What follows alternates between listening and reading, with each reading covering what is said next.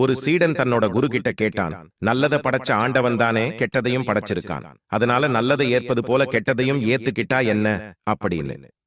குரு சிரிச்சுக்கிட்டே சொன்னாரு, அது அவரவர் விருப்பம் அப்படின்னு. பகல் உணவு வேலை வந்தது. அந்த சீடன் தனக்கு அளிக்கப்பட்ட உணவை பார்த்து அதிர்ச்சியானம். ஒரு கிண்ணத்துல பாலும் மறு கிண்ணத்துல பசு மாட்டு சாணமும் வைக்கப்பட்டிருந்தது. சீடன் குழம்பி போனான்.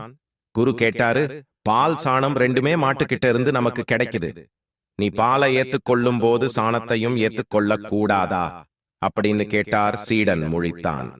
குரு தொடர்ந்தாரு, பால் போன்ற நல்லவ நம்முடைய வாழ்க்கையில மகிழ்ச்சியாக வாழ்வதற்கான ஒரு சூழலை கொடுக்கும். சாணத்தை மண்ணுல புதைச்சு உரமாக்குறது மாதிரிதான் தீமைகளை புதைத்து அது தரும் பாடத்தை வாழ்க்கையில் உரமாக்கி உயரத்துக்கான வழியை நம்ம கண்டுபிடிக்கணும் அப்படின்னு. ஆம் நண்பர்களே, நமக்கு நடக்கும் அனைத்தையும் நாம் அறிந்து கொள்ளவே பயன்படுத்திக் கொள்ள வேண்டும்.